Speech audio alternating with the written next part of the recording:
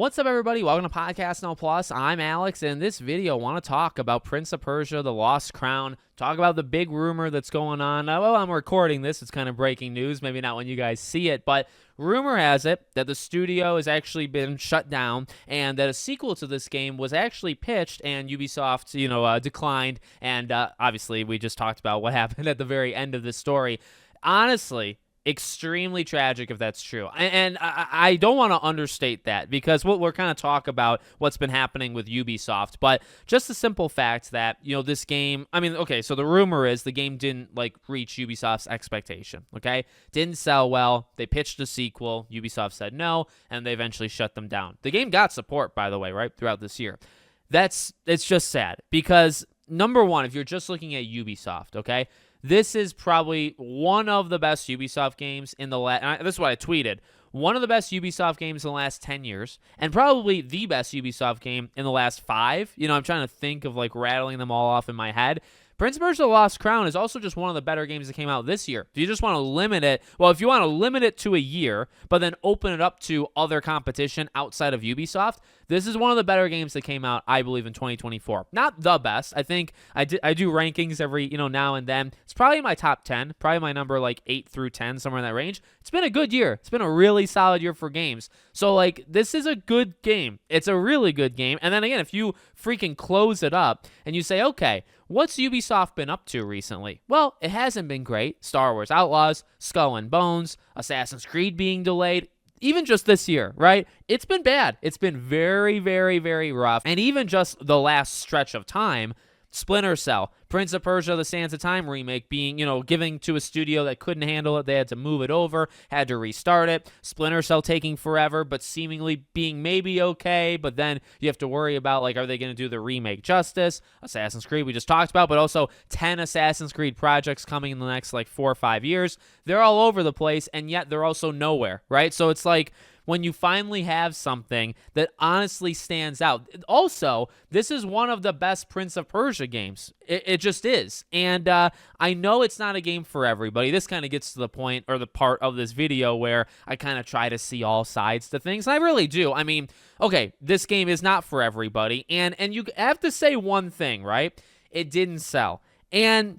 okay, there's sometimes where companies do, the unrealistic projections, right? Square Enix, every single game that comes out for Square undersells, right? We know this. They do it every single time. And some of them, I'm sure, actually do, but they just say it all the time, even if a game does seemingly well, okay? I know a lot of people are going to, the Dead Space remake, right? Yeah, I saw some people talk about, even Hi-Fi Rush. But you think about Dead Space, the Dead Space remake did well. It sold pretty okay, especially, comparable to the original Dead Space. It did good, and it seems like from what we've heard about EA, again, more rumors and stuff, but if you believe them, EA was not happy with that. And, you have Motive going on to Iron Man. I believe there was, a pitch to do a Dead Space 2 remake that was shut down. So, you just have this kind of a different studio, different publisher, but you have this thing where, okay, well, are these games just not doing well? Because in that case, what are you going to do? And we'll talk about that in a second. But if they actually did fine and they just were expecting the moon and beyond, well, okay, what do you want, right? Now, I will say again, to actually nail all, corners of this, when this game came out, we did hear almost immediately, and has been backed up by any sales analysts on Twitter and other platforms that have talked about stuff. The game didn't, all of what I just said, okay, I still stand behind because it does happen, right? Games do well and studios just still don't accept it. This game from the beginning seemed like it never did well. So I guess, maybe I should have said that first. I'm sorry if I led you along, but I will say this game probably didn't sell well. And if you are Ubisoft and you're looking at it and the game didn't do good and they want to do a sequel, are you going to... Now, I wouldn't lay them all off. I wouldn't shut this... I think that's probably where I would differ. If this game just did really bad sales-wise, okay, I can understand why you don't do a sequel. Why would you do a sequel to a first game that didn't do good? Now, I guess you can make an argument that, hey, well, now people know it's good, and now we can go and we can improve upon even more stuff, and we can make an even better game as a sequel, right? That's a good argument, but, okay, say they don't want to do it. Well, you still know they're talented. In fact, from what, I don't know, I don't do an analysis of every single Ubisoft employee or every single studio.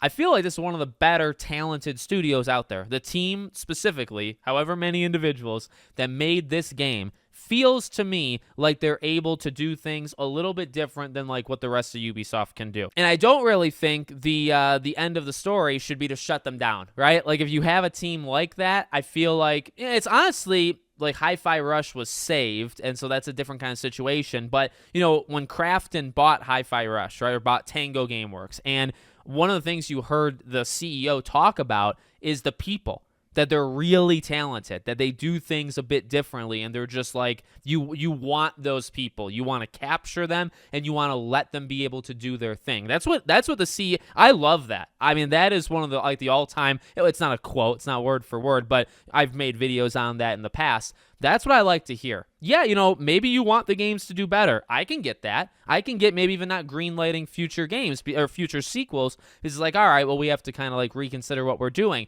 But like, you know, the talent. You know that Tango Gameworks is insanely talented. And so, yeah, you probably want Hi-Fi Rush 2 to sell more than 1 did, but you want the talent. You want to be able to just give them more chances because you know they're going to do good stuff. It just needs to get picked up. That's all. That's a big ask, but you still, you know, it's still what you want. Same thing here. Honestly, same thing here. Ubisoft should know that these people are good. And maybe you don't make them have a Lost Crown 2, but maybe you want them to do something else, right? Like to shut down the studio seems ridiculous. Now, it is a rumor, and, you know, maybe the people can go to other studios and help out other teams. I don't know.